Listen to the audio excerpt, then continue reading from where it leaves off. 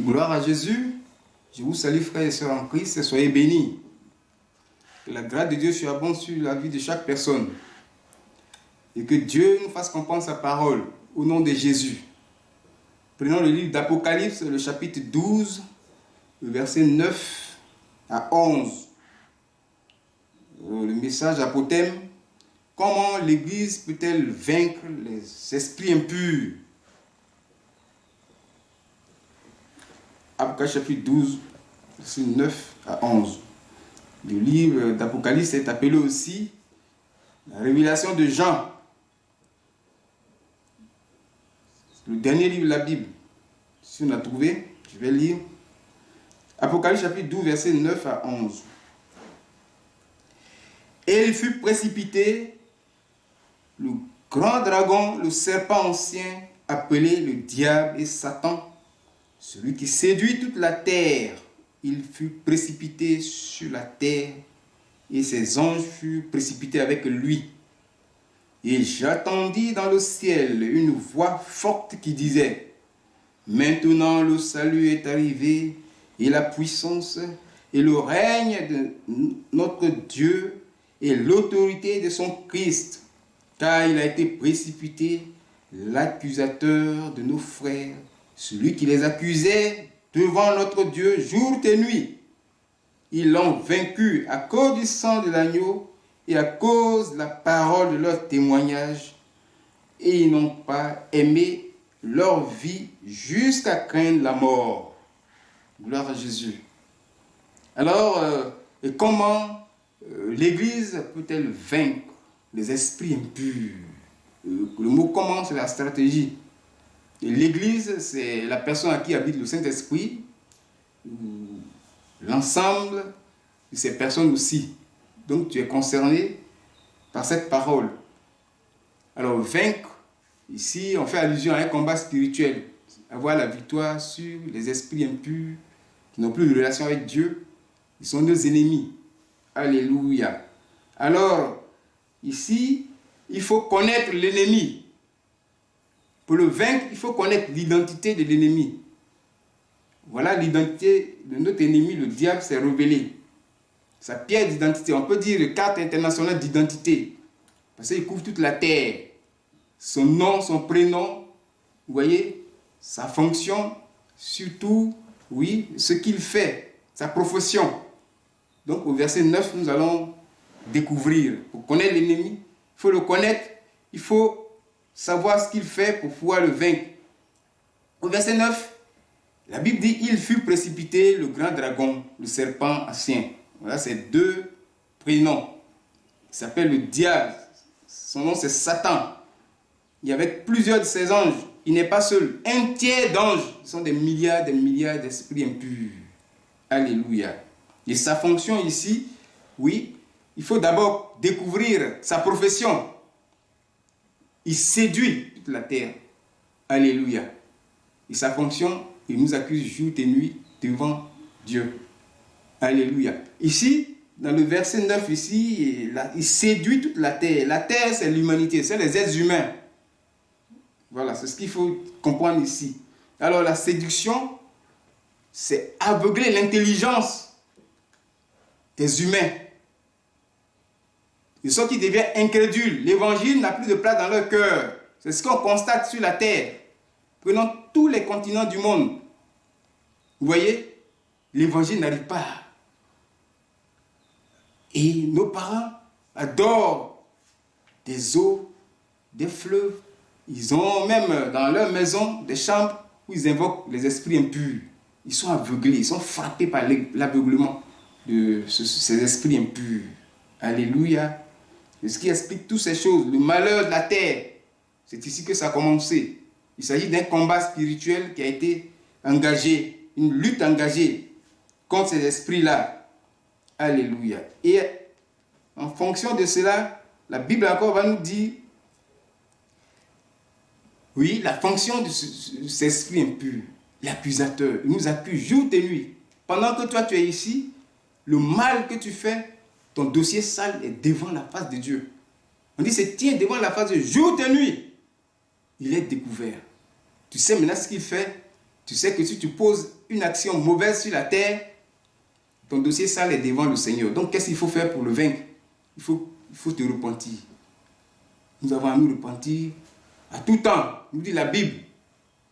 Pendant que tu te repens, alors Christ aussi va effacer ce dossier-là devant la face du Seigneur. Voilà une stratégie de guerre qu'il faut connaître. Alléluia. Gloire soit rendue à Jésus. Maintenant ici, la Bible nous parle du combat spirituel.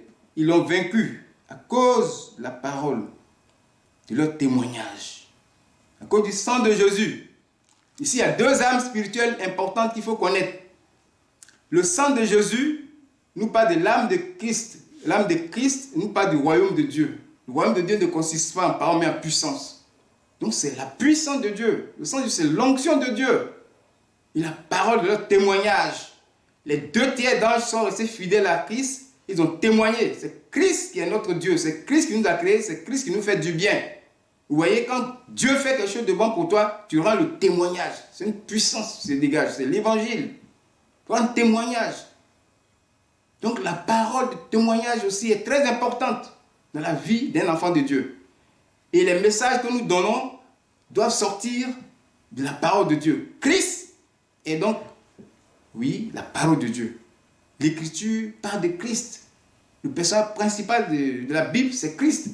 Donc lorsqu'un message est donné à partir d'un passage biblique, c'est aussi un témoignage. Vous voyez? Donc l'Écriture est importante, la Bible aussi est une arme puissante. De même que les témoignages. C'est une arme puissante que le diable. Voilà deux armes spirituelles qui résument toutes les armes de guerre.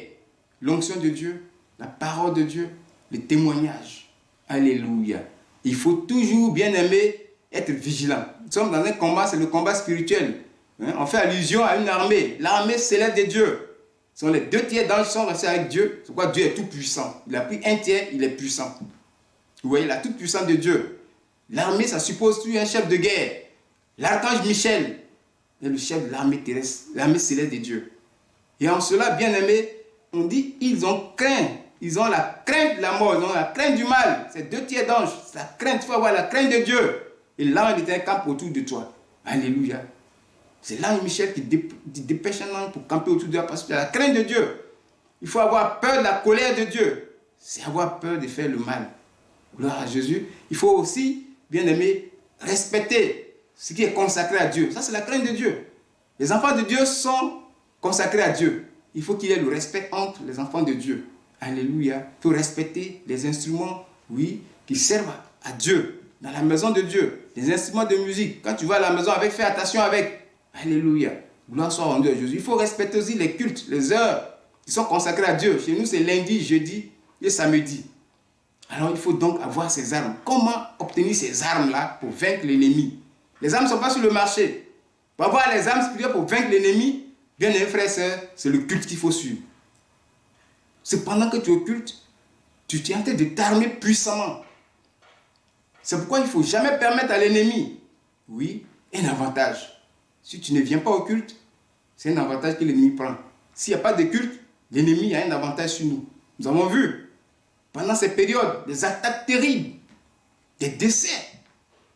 Le seul moyen pour avoir les armes, c'est le culte. Tout ce qui s'est fait au culte, les témoignages surtout. C'est ce qu'on a dit ici, les témoignages. Le message qui passe aussi, c'est un témoignage de la parole de Dieu. Témoignage de Dieu, le culte, les louanges. Ils ont loué Dieu. Au verset 10, c'est une louange qui est sortie à une voix forte. Louange d'adoration et de reconnaissance à Dieu. C'est ce qui est sorti ici. Les anges ont loué Dieu. Les anges ont chanté à la gloire de Dieu, ont parlé à la gloire de Dieu. C'est pourquoi aussi les louanges, c'est une arme. Tout le culte même, tu es en train de t'armer. Les offrandes, les dîmes, tout ce que tu fais, tu es en train d'acheter les armes. Ce n'est pas au marché, c'est pendant le culte. Donc, il faut ne jamais, bien aimer, oui, ignorer les desseins macabres du diable. Il y a de très mauvaises intentions contre nous. Nous devons donc être armés à tout moment. C'est le culte qui nous arme. Pour vaincre les traits enflammés du diable, ce sont les armes spirituelles qu'il faut. L'onction de Dieu, la parole de Dieu. Mais il faut savoir les utiliser. Il y a des esprits impurs. Lorsque tu vas parler, ça ne leur dira rien. Il y a des esprits impurs avec l'onction, il n'y a pas de il n'y a pas de délivrance. C'est ce que Jésus même a vécu. Il était rempli d'onction dans le désert. C'est la parole qu'il a utilisée, ce n'est pas l'onction. Et les disciples de Jésus, la parole qui dit que à mon nom vous allez chasser les démons, ils sont allés sur le terrain, ils ont chassé les démons. Jésus a dit que Satan tombait comme un éclair. Mais quand ils sont venus, voilà un petit démon qui est là, ils n'ont pas pu. Le père de l'enfant s'est plaint à Jésus. Jésus a dit, mais jusqu'à quand il va vous supporter? Cette espèce de démon ne sort que par le jeûne et la prière. Ça, c'est l'onction aussi. Alléluia. Voilà comment les âmes, il faut les utiliser. Donc, les deux sont importantes. Les deux âmes sont très importantes. Dans Marc 16, verset 17, 10. Vous voyez, chasser les démons, ils n'ont pas pu chasser. Dans l'autre passage, Matthieu 17, verset 21, il dit cette sorte de démon ne sort que par le jeûne et la prière. Donc il y a des esprits. Tu ne sais pas qui te tient en captivité. C'est pour la parole ou c'est pour l'onction. Le python était derrière Paul. Il a fallu que Paul utilise l'onction pour chasser ces démons-là. Il y a des pythons qui parlent en langue dans les églises. Un sorcier, un esprit de Seigneur des eaux, tu as beau prier, tu as beau parler. Si tu finis, il est là.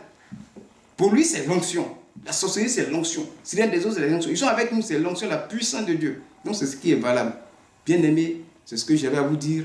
Nous devons détruire les œuvres du diable. Les œuvres du diable, on les détruit. Jésus a parlé, en fait, détruire les œuvres du diable. Dans 1 Jean 3, verset 8. Nous devons chasser les esprits, et puis ils ne meurent pas. Il faut les éloigner loin de toi avec les armes. C'est pourquoi il faut toujours avoir les armes. Il faut les éloigner. Et le combat spirituel se prépare. Il faut croire à la victoire. Alléluia. Et il faut savoir que Dieu est en train d'agir en ta faveur. Donc il faut tenir ferme et que tu aies la victoire sur l'ennemi.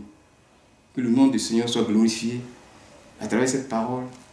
Agissons selon la volonté de Dieu. Tu dois être puissamment armé par rapport à ta marche avec Dieu.